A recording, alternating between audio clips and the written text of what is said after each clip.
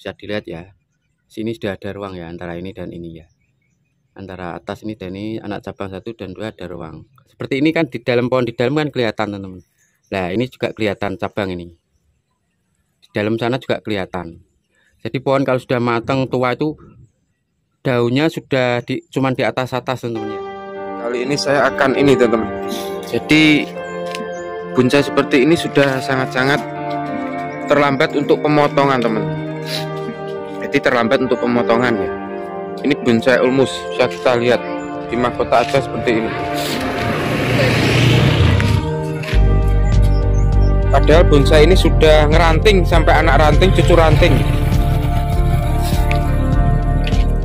Bisa dilihat nanti, bisa dilihat setelah saya benahi. Kalau ini sampai terlambat seperti ini teman-teman, nanti biasanya itu ranting yang di dalam-dalam anak ranting atau apa biasanya mudah mati ranting. Soalnya dia terlalu teduh ya, sangat rimbun. Mestinya jangan sampai seperti ini dipotongi teman-teman ya. Apalagi yang di mahkota ini pasti pertumbuhannya dia lebih subur dan cepat, bisa dilihat gemuk-gemuk ini tumbuhnya. Nah seperti ini nanti menghambat pertumbuhan yang cabang yang di bawah-bawah ya. Anak cabang ranting itu nanti di samping keteduhan juga kesuburannya bisa terganggu ya pertumbuhannya. Ini bonsai ulmus mikro teman-teman. Ini nanti akan kita potong ini. Ini nanti bisa ngenol lagi ke pangkal tumbuhnya ini teman-teman. Kalau sudah terlalu besar ya. Soalnya dia sudah tidak butuh besar. Soalnya tinggal sudah cucu ranting ya. Nah seperti ini juga. Bonsai ylang-ylang sebenarnya tinggal membuat ranting ini kemarin. Nah sampai tumbuhnya sampai seperti ini, bisa dilihat teman-teman. Ini nanti juga membuang ini. Titik tumbuh yang panjang ini membuang. Bisa dilihat teman-teman. Nah ini sebenarnya kan sudah tidak butuh besar ya. Nanti ini ngenol lagi akhirnya ya. Yang ini mati. Yang kita tinggal membuat ranting ini malah mati justru. Dia tumbuh kesedot sama ini ya. Ini dia nggak mau tumbuh akhirnya yang kita butuh ranting ya. Karena ini sudah tinggal bikin ranting mestinya lo mati kering teman-teman. Nah bisa dilihat dalam-dalam ini. Nah ini mati teman-teman. Kering mati, soalnya kesedot yang di atas ini. Jadi kalau barang sudah hampir jadi, udah tinggal ngeranting, jangan sampai terlalu telat seperti ini teman-teman.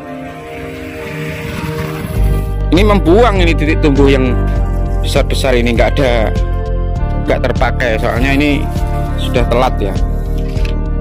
Nah ini teman-teman ya, setelah kita pruning ya, ini banyak yang mati di dalam ini teman-teman, karena dia kesedot makanannya ke atas, siramannya kurang, terus dia keteduhan ya.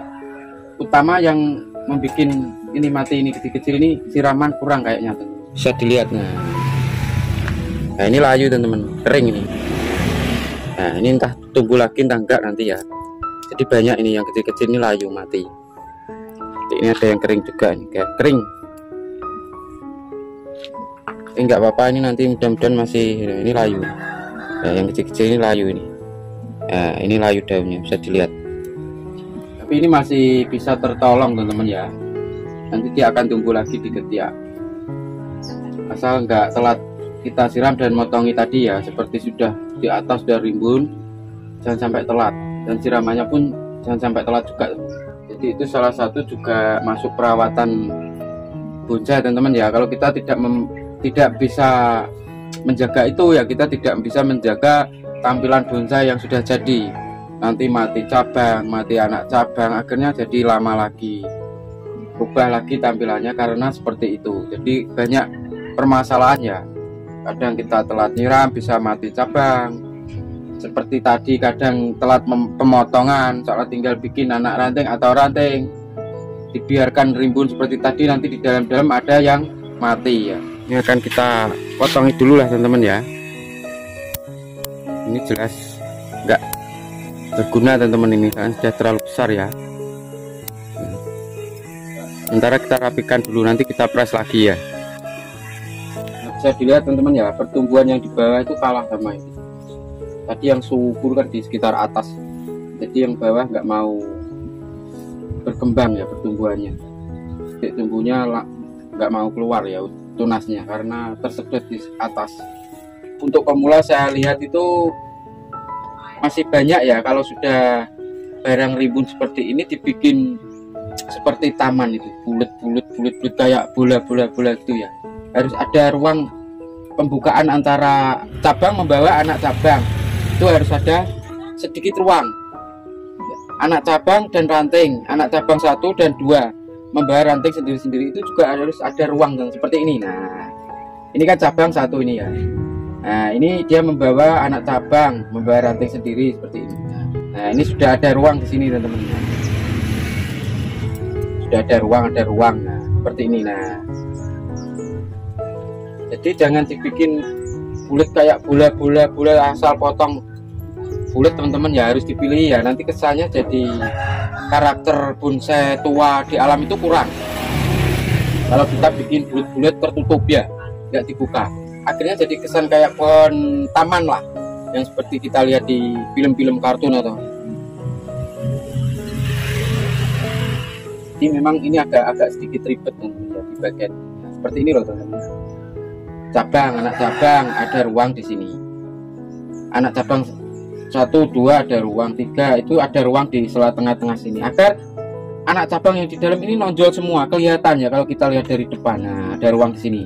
Nah, sini teman-teman. Seperti ini ada ruang. Jadi anak cabang 1, 2, 3, 4 ini sudah ada ruang. Meskipun sedikit ya, kita lihat sudah ada ruang. Seperti ini. Nah, maksudnya ruang itu seperti ini teman-teman. Nah, bisa dilihat ya. Sini sudah ada ruang ya, antara ini dan ini ya. Antara atas ini dan ini, anak cabang 1 dan 2 ada ruang. Ini juga sudah ada ruang bawah. Nah, seperti ini. Nah, agar kenapa teman-teman? Ini loh menonjol di dalam ini loh. Kelihatan dari depan juga. Nah, seperti ini kan masih kelihatan teman-teman. Sudah ada ruang ya di sini ya. Nah, bisa kita lihat. Nah, seperti ini. Nah, seperti ini kan di dalam pohon di dalam kan kelihatan teman-teman. Nah, ini juga kelihatan cabang ini. Di dalam sana juga kelihatan. Jadi pohon kalau sudah matang tua itu daunnya sudah cuman di atas teman-teman ya. Di dalam rongga itu kelihatan semua ya. Bisa dilihat. Ada ruang semua teman-teman ya, kita lihat ya. Untuk menonjolkan cabang yang di dalam ya. Kalau pohon seperti ini, bentuknya seperti ini teman-teman ya. Jadi semakin bertingkat ya, dan mengecil ya. Jadi kelebarannya semakin mengecil. Ada ruang kelebarannya semakin mengecil sampai ke mahkota. Nah, ini sudah ada ruang teman-teman, bisa kita lihat. Jadi harus sabar teman-teman, jangan kita potongi asal bulat ya. Kesannya seperti taman ya, karakter pohon tuanya nggak ada. Harus pilih satu-satu ya. Nah, yang di dalam ini yang memang mengganggu kita buang teman-teman. Pohon kalau sudah tua itu daunnya cuma di atas ya. Kecuali kalau sudah di mahkota teman-teman. Kecuali sudah di ujung mahkota, kita bulatkan aja nggak apa-apa. Soalnya pohon kalau sudah di atas itu dia banyak sinar dari mana-mana, dapat angin dari segala sisi, terus dia tidak keteduhan. Seperti ini kan masih keteduhan ini. Kalau kita dapat sinar dari atas, sini keteduhan ini. Mungkin kalau ada sinar dari sisi kiri, terkadang pohon yang di sini keteduhan. Itu dia tetap di bawahnya yang di atas. Nggak mungkin dia menerjang ke atas, ini jarang. Kita lihat pohon term besi yang sudah hidup ratusan tahun atau sudah sangat tua, pasti dia akan kayak ditata ya, berlapis-lapis, trap-trap ini. Nah, kalau sudah di ujung mahkota ini kita potongi ngawur nggak apa-apa teman-teman ya. Soalnya kalau sudah di ujung mahkota ini dia sudah banyak sinar, banyak udara, jadi dia lebih tumbuhnya ngawur ya. Segala sinar dari sisi manapun dapat angin, makanya dia tumbuhnya kanan kiri keliling. Nah, kelihatan akhirnya dia ada ruang. Ketika bonsai mau kita konteskan teman-teman ya, harus dibuka seperti ini, tapi jangan mendadak ya. Jadi agar dia nanti tumbuh tunas baru itu biar tidak ada bekas seperti dipotong baru. natural lah, lebih natural. Kalau kita habis potong baru ini kita ikutkan kontes itu nanti mengurangi nilai naturalnya ya. Jadi alangkah bagusnya mungkin jarak 2 bulan atau berapa sebelum kita konteskan kita potongi. Ya, tinggal pertumbuhannya pohon itu sendiri. Kalau cepat ya lebih waktunya agak mendekat, kalau lama ya waktunya agak jauh lah.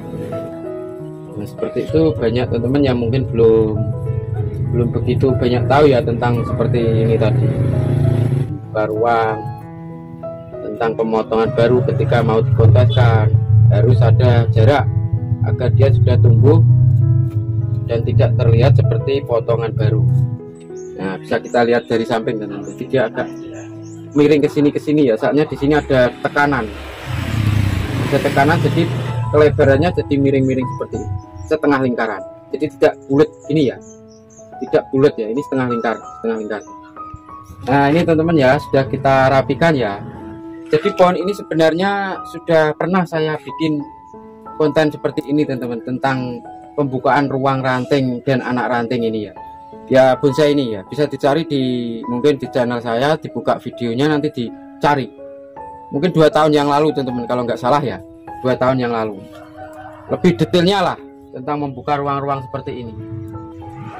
Jadi kalau bonsai sudah rimbun seperti ini jangan asal dibikin bulat-bulat teman-teman ya, harus ada ruang-ruang agar cabang pohon, anak cabang ini di dalam terlihat teman-teman, bisa dilihat ya. Nah, cabang yang nggak berguna di dalam kecil-kecil itu dibersihkan ya. Ini belum bersih tenang, nanti dibersihkan lagi agar kesan karakter tua pohon di alamnya kelihatan teman-teman ya. Pohon tua kalau di alam tuh titik tumbuh kecil-kecil di dalamnya kan jarang ada teman-teman. Dia pasti tumbuhnya di atas-atas semuanya. Bisa dilihat teman-teman ya.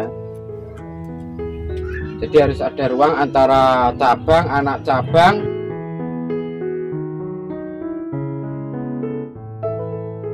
Harus ada ruang anak cabang 1, anak cabang 2, 3 seterusnya. Itu harus ada ruang dan jarak. Begitu juga rantingnya ya teman-teman ya. Masih dibagi lagi. Jadi anak cabang dibagi anak cabang dibagi ranting dibagi anak ranting. Jadi ada pembagian trap-trap seperti ini. Nah, ini ada ruang. Setiap cabang 1 dan 2 ini ada ruang. Anak cabang 1 dan 2 ada ruang. Seperti itu teman-teman ya.